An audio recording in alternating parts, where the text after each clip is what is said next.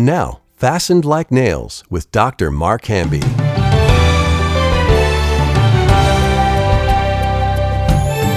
Welcome to Fastened Like Nails. I'm Mark Hamby, and in the studio with me, Molly Mayo. Hello. Hey, Molly.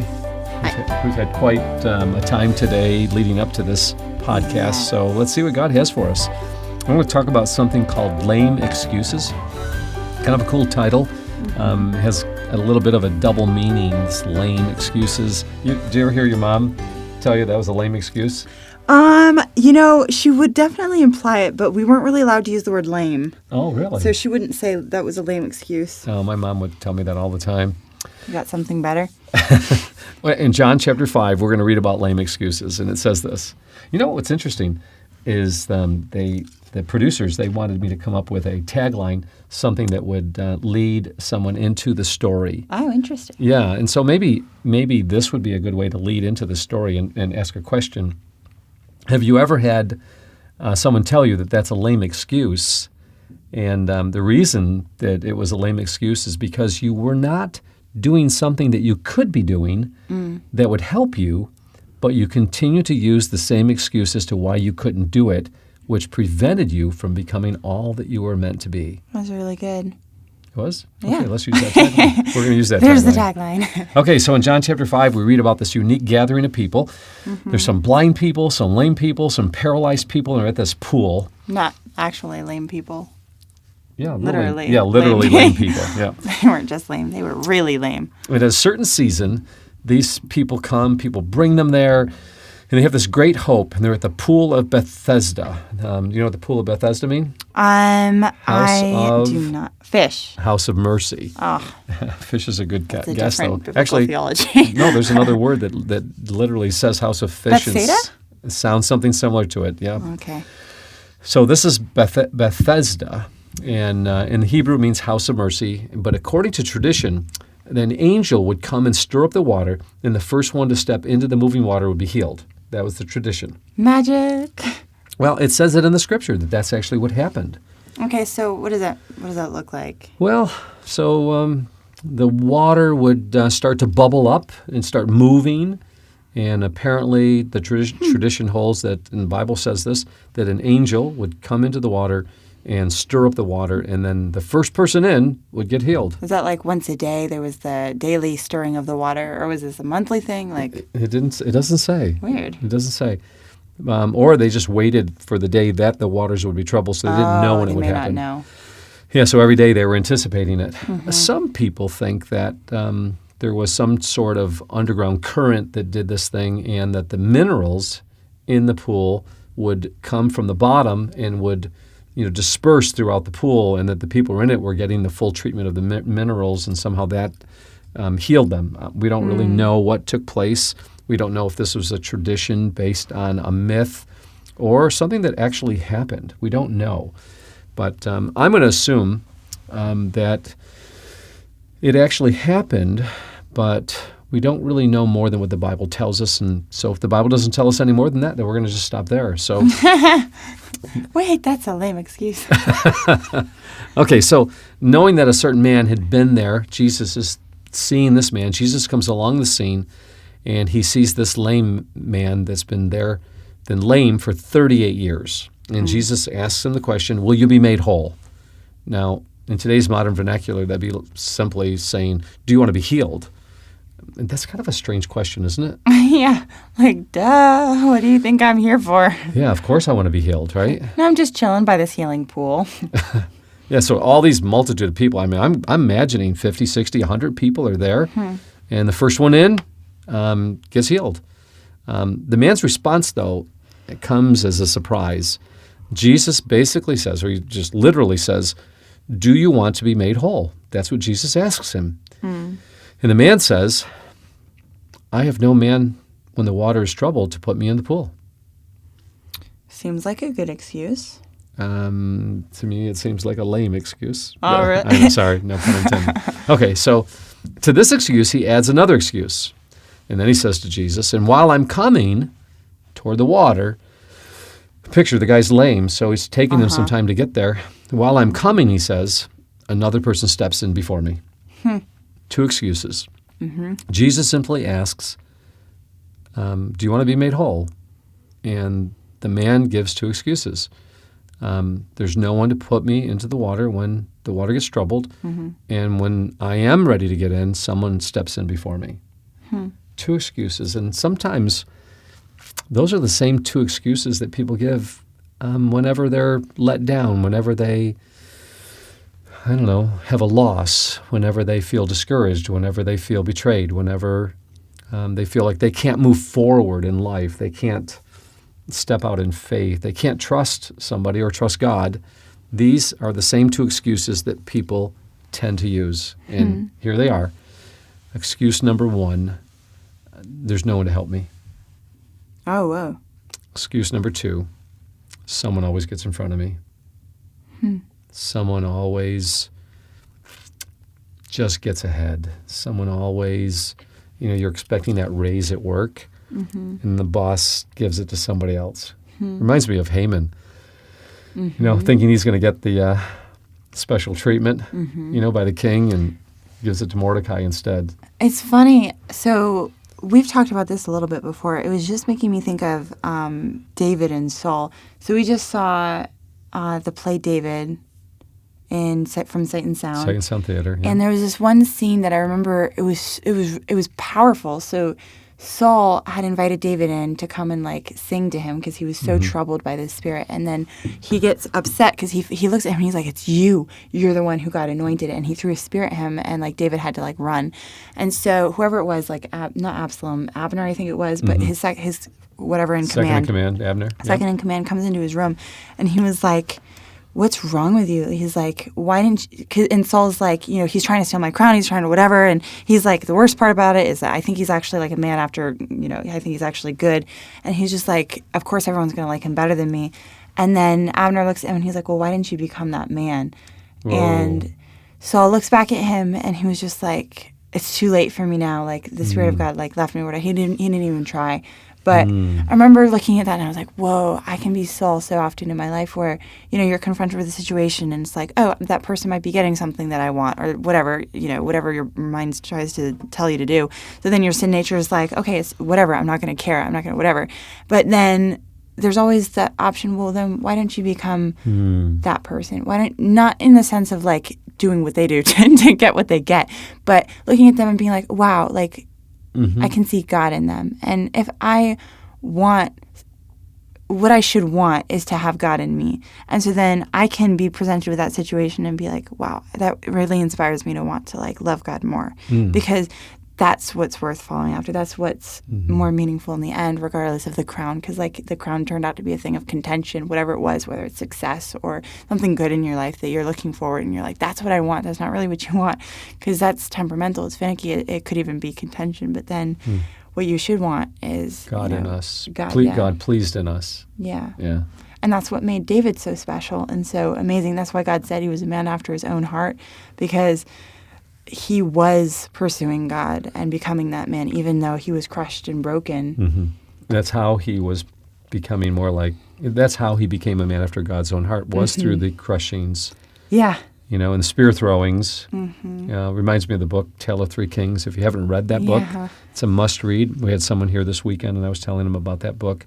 God raised up Saul, he raised up Joab, and he raised up Absalom as adversaries in David's life to help him to learn the lessons that would be foundational for true kinghood. Without those lessons, he would have just been another Saul. He had to run for 20 years. Remember this scene in the cave in Sight and Sound? I think that's what hit me the hardest when I was just crying. Really? When he was sitting there and he was on the run from Saul. Saul and him were super close. This was his family, him and Jonathan and his wife.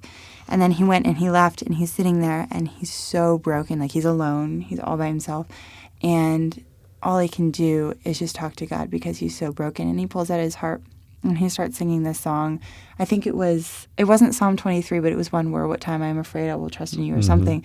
But he just starts singing and he's in such pain, and then God brings this beautiful healing, and you could just see that on stage, what he was going through. And that's why even the Psalms can be so healing to so many people, because it was birthed out of such terrible, terrible times.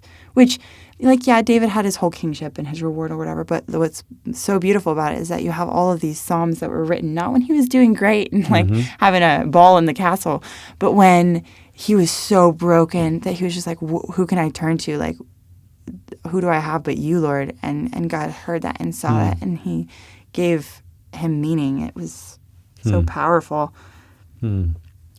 Well, I think that relates really to what we're talking about today with this lame man, 38-year-old man, 38 years of being lame, because, he's trying to, at least he's being approached by Jesus as to recognize where his true worth lies. Where is his true worth lying, and what is he relying on? Is he relying on the comfort? Now, even though he's lame, he's found himself comfortable even in his lameness.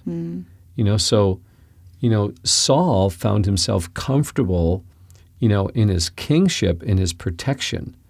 So he wasn't willing to go outside of his own protection. He was unwilling to learn the lessons that David was learning of what humility was all about. He was unwilling to just admit wrong. He always had to be a people pleaser. People pleaser. People pleaser. Tongue twister. And because of that, he was just unwilling to listen and learn the lessons. And when something was thrown at him, he threw it back. When something was thrown at David, he ran. He learned to duck, from the spears thrown at him. And here's this man, he's kind of ducking as well. He's being asked, do you want to be made whole? And it's like, well, I've been in this state for 38 years. It is interesting because, like, throughout the rest of Jesus' life, you have people who are lame or whatever, and they're like, yes, heal me now. Like, that was kind of their first reaction. And he's kind of like looking at me, he's like, I don't have anyone to put me in the pool. Yeah. And someone steps in front of me. Yeah. And for Saul, it was like, it's too late for me to change. Yeah. It's never too late for us to change. God resists the proud. He gives grace to the humble. It's never too late to change. It's never too late to get God's attention. I've seen it throughout the scriptures where, a person like, Jehoiakim or even Hezekiah's son, what's his son's name? Manasseh. Manasseh. Yeah. I mean, these guys were the worst of the worst of the worst, but they humbled themselves, they prayed, and God heard their prayer, and God lifted them out of a dire mess. I mean, they were in prison in Babylon, and God brought one of the kings back home, and the other king becomes the grandfather of Jesus. Crazy. Great-great-grandfather of Jesus. And so here we have this man that's been, in trouble for 38 years, and Jesus asks the question, do you want to be made whole? And he gives these two excuses. And of course, I don't think I wonder anymore why he didn't say yes, because he's comfortable in his lameness. I mean, to step outside of that without making excuses, he's trying to put the blame on other people. I can't be made whole because of what other people have done to me or haven't done to me. So if you're blaming other people for where you are today, if there's blame whatsoever, let's say you've had a bad situation in your life. You got fired. You had a doctor that made a wrong diagnosis. You had a divorce.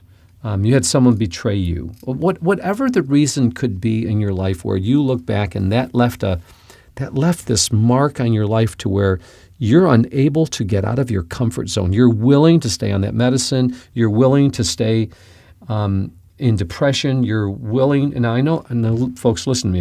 If you're hearing this, I am in no way trying to put a guilt trip on you. I've been there. I've suffered with depression for 13 years. I've been in states where I will never forget this one time, Molly. I ended up getting injured through a medicine that was prescribed to me, and it had a severe effect on my central nervous system. Aww. And for a couple years, I was incapacitated. I couldn't hold saliva in my mouth. I couldn't walk a straight line. I couldn't talk. And as I was in the recovery process, I remember I had to. Thankfully, I had an insurance policy. What's it called when you have a disability policy? Oh yeah. And we were able to use it. They paid me $500 a month. It's not a lot of money. No. No, but I used it. And I got comfortable with it. Oh. I received it for several years. And then the insurance company came and wanted to interview me to see if I needed to continue it. And I was like, absolutely. I mean, I'm in no state to be able to go back to my original job, to continue to doing what I was doing. I'm not in any condition to do that. And he looked at me and he goes, well, I think you are. And I'm like, and I got so, I was angry. Are you kidding me? I can't think straight. This thing's affected me. And I really couldn't. My brain was in a fog during that time, and I couldn't think straight. And I was like, you're not taking this away from me, I was just like this man. It was like, I'm going to stay in this state. I'm going to stay protected.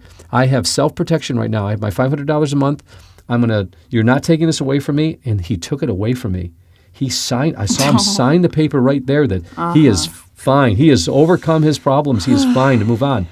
And I was like, and I started to fight this. Yeah. I called the insurance company, I called a lawyer. And next thing I knew, I was in this tailspin of self-protection. I want to stay in my comfort zone. I want to stay like this. I like where I am. Don't push me out of this. And God just kind of like kicked me in the pants and was going like, you're not staying like this. Get out of here. And I had immediately had to face some things. I had to make some difficult decisions. I had to kind of grind through this, and I had to start making myself come face to face with, I've got to make some decisions. I got to make some decisions with my job. I've got to start working more. I got to get better. It forced me to get better. And I think Jesus is doing the same thing with this guy here. And by the way, it did make me get better. God took away my security blanket. Your crutch. Yeah, he took away my crutch. Yeah. And Jesus is trying to do the same thing here with this man. That's crazy. He's got his bed here. By the way, his bed's with him. Okay? Because later on he's going to say, take up your bed and walk. But he's got his bed with him. He's blaming other people, got all these excuses. And I think Jesus, in the question that he's asking him, is, do you want to stay this way? And the man basically says yes. So we all have limitations, whether they be physical, emotional, spiritual, psychological, financial, or relational. We all have these losses and limitations, whether they're caused by hurt, abuse, betrayal, addiction, or an unforgiving spirit, or pride, or suffering. It can morph into this self-imposed disability that renders us impotent and ineffective. We become so disabled in our spirit that eventually others will turn a deaf ear to our needs. Other people will tend to push away from us, because... Yeah. No, I've seen that. Yeah, we keep Pushing wallowing. them away. Yeah, we keep wallowing in our mire, keep wallowing in our... Self-pity. Yeah, self-pity that it Victim of circumstance. pushes people away. Yeah. And all of a sudden, they lack the compassion that only fuels our disabling excuses. Oh, weird. Yeah. So the question we need to ask is, do we want to be made whole? If the answer is yes, then who do we turn for help and healing? Don't turn to the person who keeps getting in front of you. Don't keep blaming these other people. Turn to the one person who can heal us. I love James. It says, and the prayer of faith can save the sick. It says, if there's anyone sick among you, come before the elders, let them pray over you, pour oil on you, and the prayer of faith shall save the sick. And if you've sinned, it shall be forgiven you. Sometimes we got to come face to face with the possibility that our sickness may have been caused by sin. We have to at least discuss that. Have we been jealous? Has our jealousy turned to bitterness? Has our bitterness caused depression? Has our depression continued to just, crush our spirit into where we've lost all sense of joy and hope? Hope never disappoints, and hope never makes us ashamed, because when you receive hope, the love of God is then gushed out into our lives through the Holy Spirit given to us, Romans chapter 5. But that doesn't come until you're willing to suffer, which allows you to endure. You endure the suffering, which changes your character, which allows you then to cultivate hope. What is the hope of? Getting healed? No. The hope is that God His love rushes into your life, and you know by any shadow of a doubt that God is with you, and He will help you overcome anything. That He changes your perspective. You see God instead of people that are turning against you. You start seeing hope. You start seeing redemption in people's lives. You start seeing the world completely differently. Start seeing things the way He sees them. Yeah.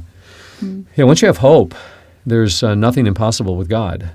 God changes things around. Where once you saw, destruction, you now see rehabilitation and restoration. Where once you saw, brokenness, you now see a person being revived.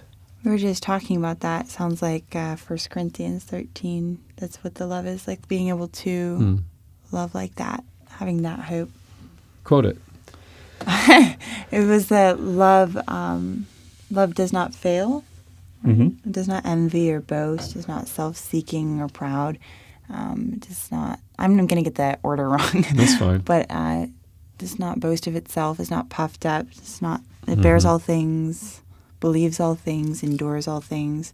Love never fails. Yeah. And this man is standing in front of love itself. And that's something I've been thinking a lot about, like love in general, because we tend to think of love as being like, oh, well, I love you or you love me, and there's a self-love that can be mixed in. But what Paul was talking about was just this pure kind of love that it's not self-seeking. It seeks for the best of others and like believes all things. Sometimes that's like believing the best of people and not looking at them and thinking like, oh, I'm a victim of circumstance. They're treating me this way or that way. And that's not always easy to do because like you said, there's a level of comfort in thinking those things. I don't know if that's like you're soothing your own hurts, like you trying to fill and soothe your own hurts, like I'm justified in that, and that feels good because then you feel like, I don't really know why that makes you feel good. But then like when you come to God and you're like, okay, you know what? This is more me than them, which maybe ultimately is just pride, but being able to be like, okay, you know what? I've been sitting here for 38 years and I didn't want to get in the pool because it's like really far away and people keep giving me money and looking at me with pity and I just feel so safe and warm here and whatever. Or like if I had to get up and go and jump in that pool, like my entire way of life would be completely altered and my identity is in this crutch that I have. I'm the lame person, like whatever it is, or I don't know, whatever it might be.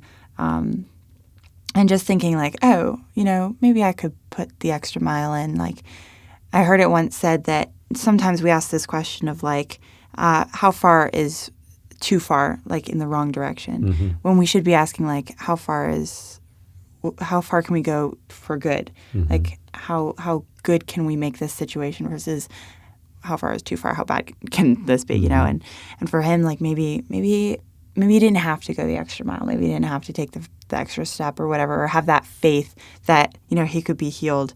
But if he had gone the extra mile, he would have been receiving this beautiful reward, this thing that he couldn't have imagined. It was so good. Well, I think Jesus has got to get him past. His hope has been based on this tradition of the moving waters. That's interesting. Yeah. So I think Jesus is getting his eyes off of the tradition of the troubled waters, whether it happened with a real angel or whether it happened with an underground current, we don't know. But I think Jesus is drawing him away from that. It's like you don't have to have hope in these, this hearsay, this tradition. Or the healing properties of the troubled waters, or angelic interventions. He's trying to get his attention directly on him. Jesus is looking at him. And I can imagine this man at this moment, after he's given the two excuses, Jesus just looks at him and says exactly what all of us need to hear. Those of us that are holding on to past hurts, we're living in our handicaps, and we're not willing to launch out into the deep. You take a step in faith. There's many people who are probably hearing this right now that they have some sort of handicap that because of past hurts, past losses, are holding them back. They don't want to be hurt again. Okay? The question is, what do they need to do to be made whole?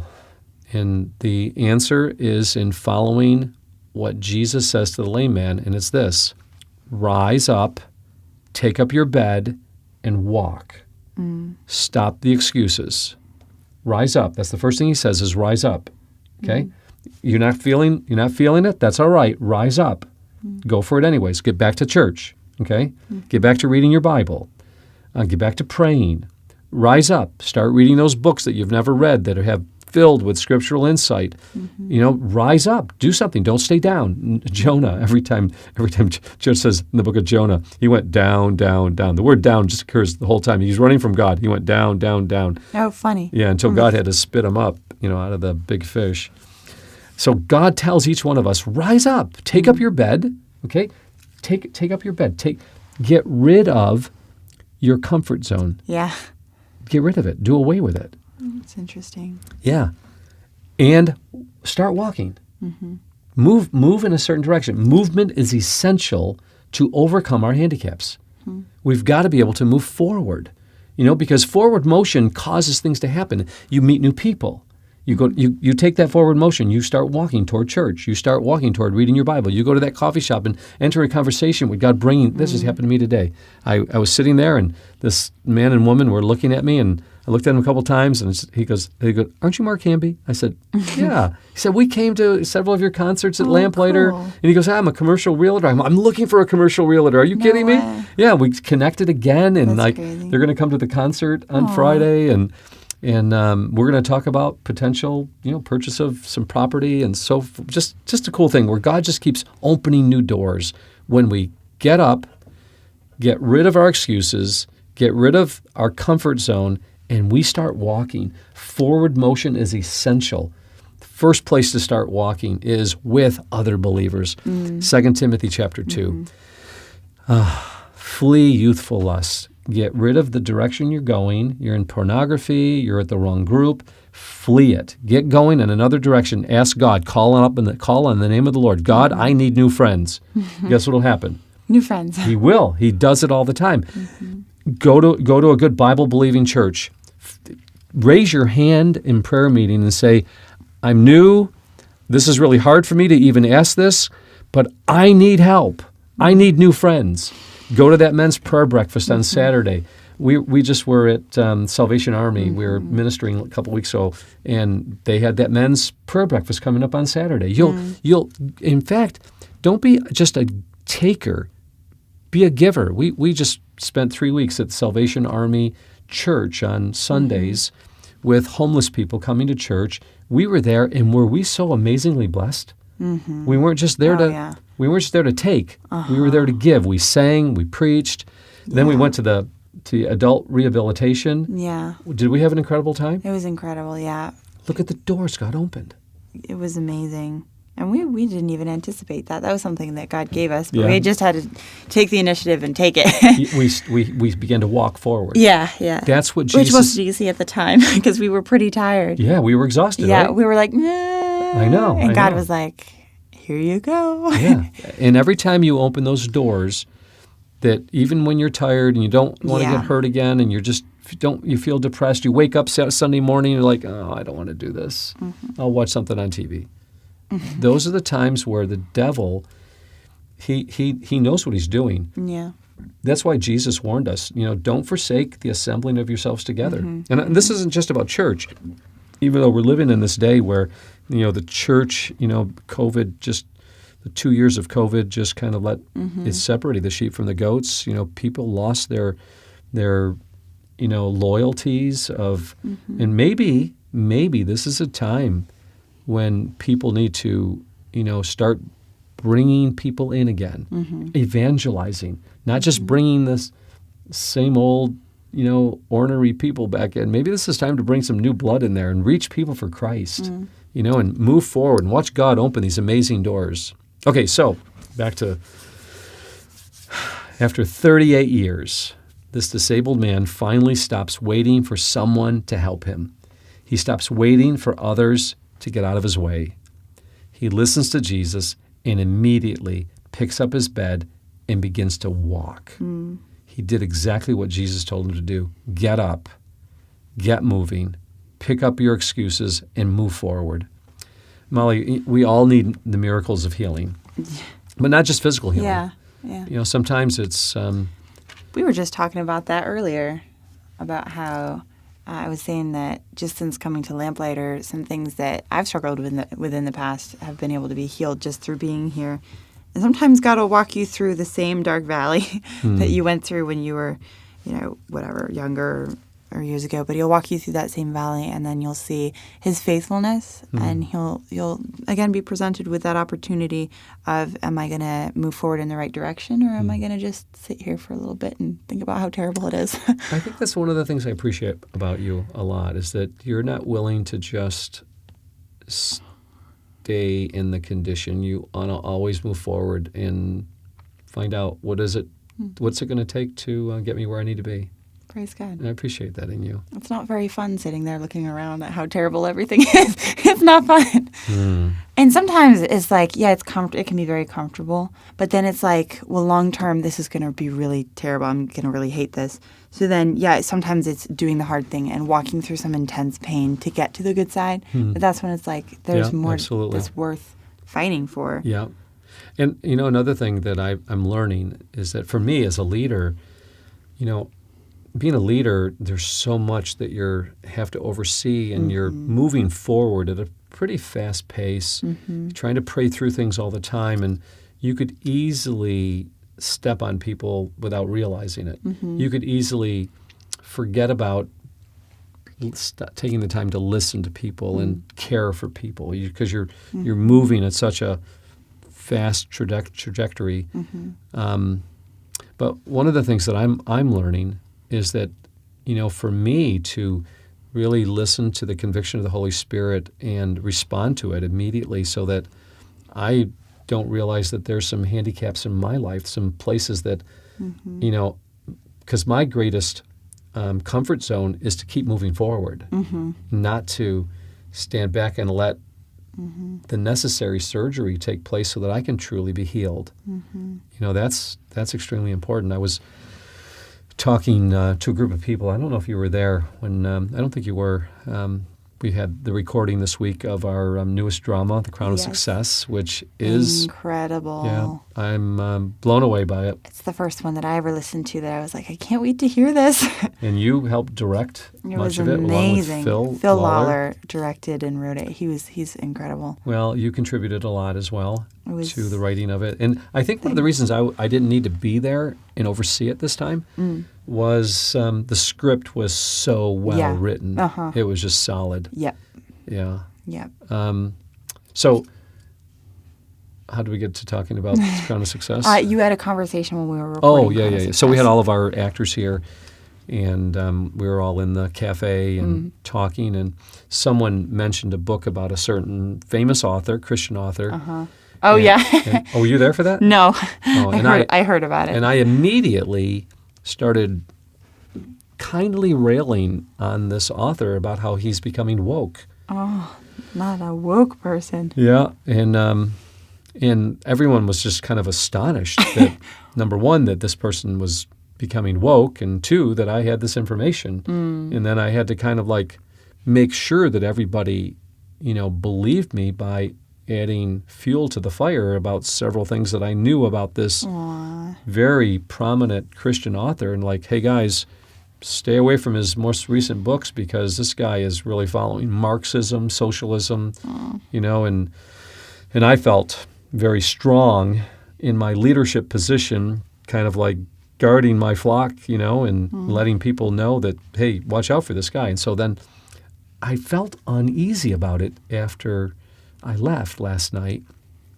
Holy Spirit was convicting me, but I was rationalizing why the Holy Spirit should leave me alone and move on from there, and because I felt like that's my job as a leader, to point things out if they're wrong and move forward. But it was kind of like, I don't know, I felt kind of gossipy about it.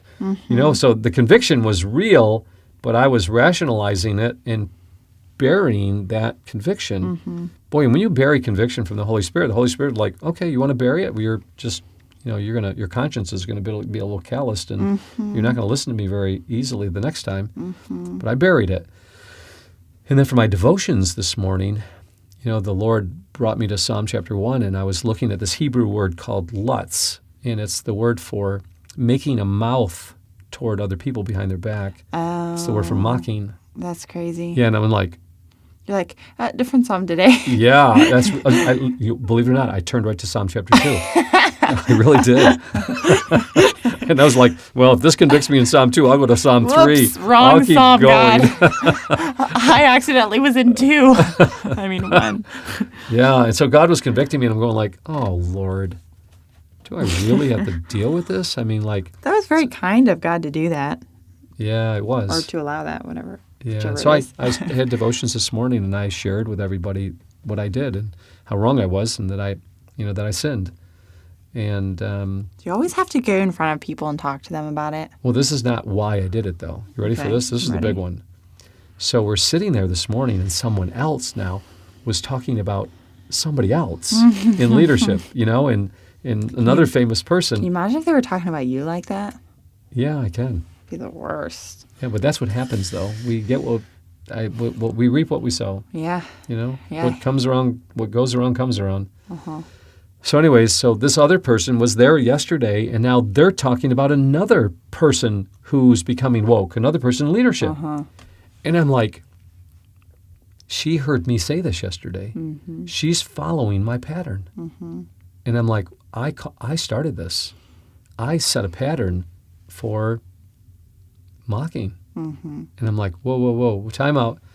I need to share something with everybody. Without trying to make her feel bad, Mm-hmm. I shared about me. Mm-hmm. But this is why I shared it, is this lady and I were talking. This was like 6:30 in the morning. Mm-hmm. The only ones that were there were her, me, a couple kids, someone that was helping with the fire, and one girl that was in the kitchen. Mm-hmm. We knew who that girl was. She was the one that made breakfast this morning. Mm-hmm. And she was listening. Mm-hmm. And she looked at me and she said, you know that prophet that was killed by God because he disobeyed God in the book of Kings or Chronicles? She goes, even after he was killed, the Bible says that he was still a man of God.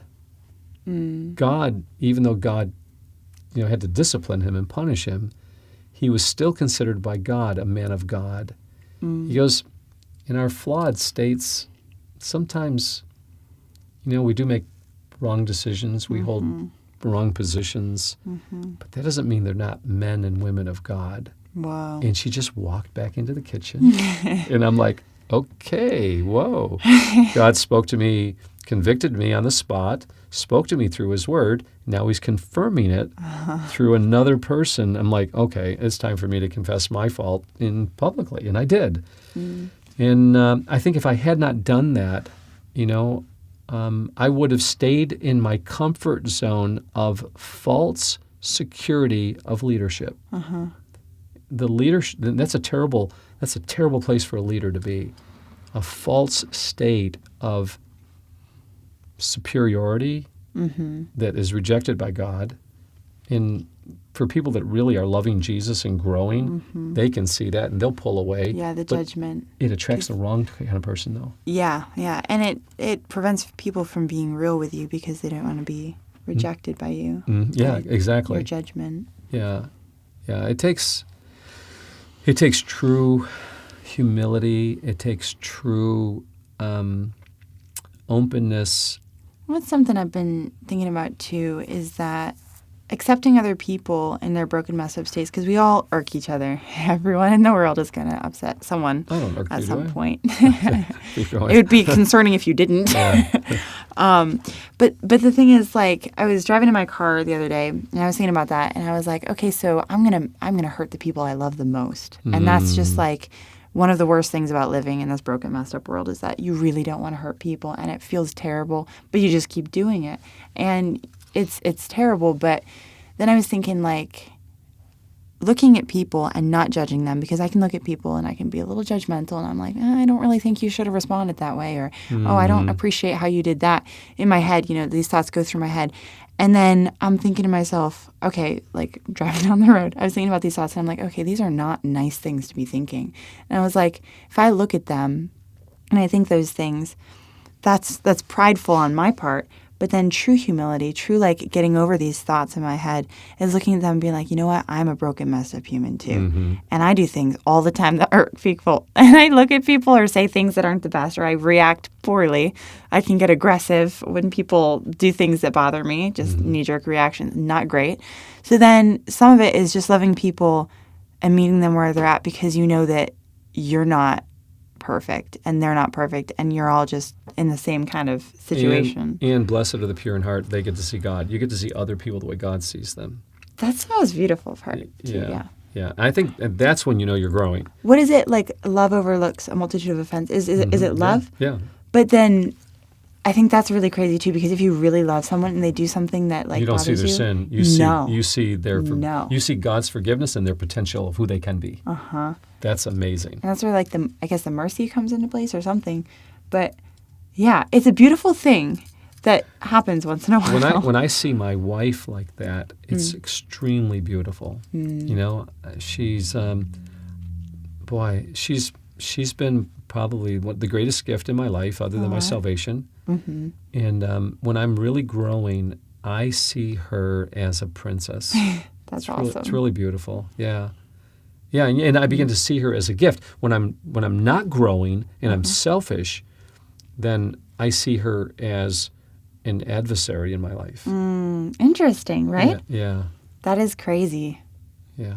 I was just having a conversation with someone close to me, and they revealed some stuff that, you know, they were struggling with or whatever. And I remember when I was looking at them, I was like, whoa. I was like, we were talking a little bit about this, like loving people more, but I was like, you're just as messed up as I am. and I was like, I love you so much more, not just because it makes me feel good, because there's that, but then also just like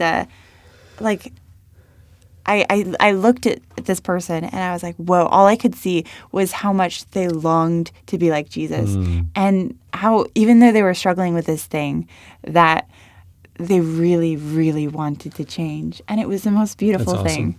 And you really do love people more when they're more vulnerable and real. Yeah. I mean, that's how it is with me. If I see people that are real, I mean, the people that I know you don't like saying there's favorite people, but the people that I tend to love the most are the ones that are the most real and vulnerable. Mm-hmm. The closest people in your life, Yeah. not the favorite people, right? I tend to be drawn to those people more. I know you and I are never going to agree about that. That's another story for another podcast. Podcast. Okay, so I'm going to end this segment of Fasten Like Nails with this story. Molly, you're not aware of this, but this happened. It was a Christian woman from India, and she wrote to me, Lamplighter Theater is being played in India. Isn't that cool? Whoa. Yeah. How do they understand it? There's sections of India that listen to English. Oh, crazy. Yeah. Wow. So she heard it on some mission station, and she had been saved for 25 years. Whoa. When she got saved 25 years ago, her family kicked her out of the house. She was homeless. Aw. She was abused, and during that time, she felt so abandoned by her family, by God, Aww. that this is what she wrote, she held on to this emotional crutch of bitterness. She said she was kept spiritually paralyzed. It made me think of this man, 38 years, 25 years for her. And she's hearing this broadcast, a peep behind the scenes. Oh, whoa. And it's probably our most powerful drama concerning the gospel and concerning letting go of the crutches that you hold on to and letting go of the bitterness that Rosalie's mom had to let go of. And as I'm reading this letter from her, she said, Dear Mark, she said, after hearing the story of the young girl Rosalie in A Peep Behind the Scenes, I decided to throw away this is amazing, Molly, my emotional crutch of bitterness. I have stopped blaming others for the paralyzed state that I have been in for 25 years, and I have now turned to Jesus for complete healing, and I was set free. Wow. there's so much more to the letter. She writes and she begs me. She goes, I beg you by the mercies of God that you come to India immediately and start an entire ministry of Lamplighter books and audio dramas so that the people of India can be set free. She writes, she goes, if you only knew how many teenagers are committing suicide every day, if you only knew how many people that have received Jesus as their Savior that are abused and homeless and looked down upon and ridiculed, she goes, they need your help. She goes, please come to India. And I was thinking, like, Lord, if you would allow us to do something like that, I'd do it in a heartbeat. I'd give my life for it. Molly, we just never know what God is going to do. Wow. Isn't that amazing? That is amazing. There's so many people in the world right now that need the gospel, that need emotional support, that need faith. You know, they need people that are walking by faith to encourage them that our God is an amazing God. I love that song. Our God is an awesome God. He reigns. You know, we serve that kind of God.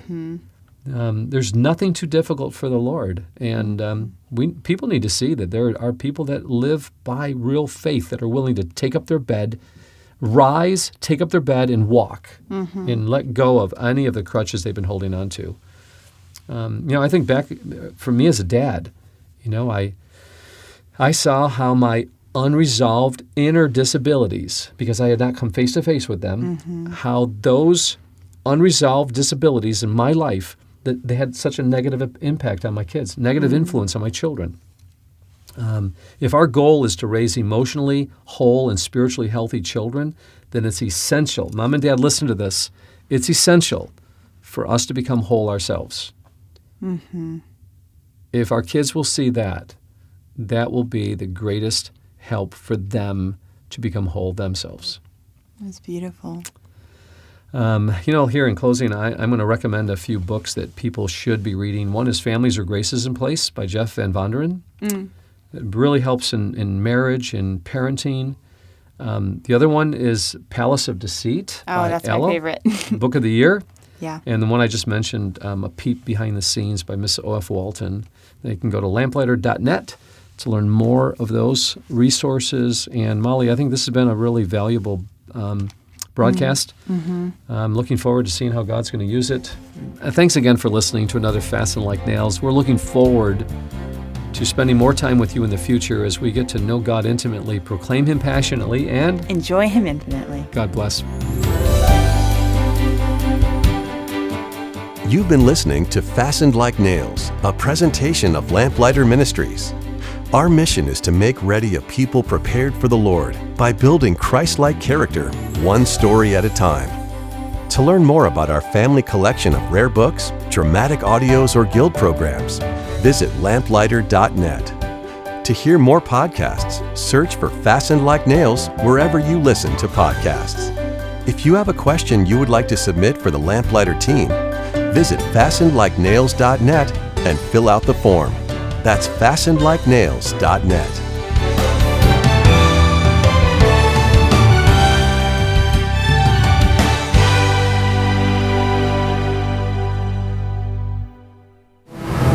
What if you could learn from the creative minds and talents behind Lamplighter Theater? I've never seen anything like it. This summer, Lamplighter presents the Lamplighter Guild.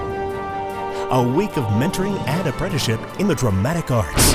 Learn scriptwriting, music composition, sound design, directing, and voice acting from world-class professionals. Registration for the Lamplighter Guild is limited, so sign up today at lamplighter.net. Lamplighter.net.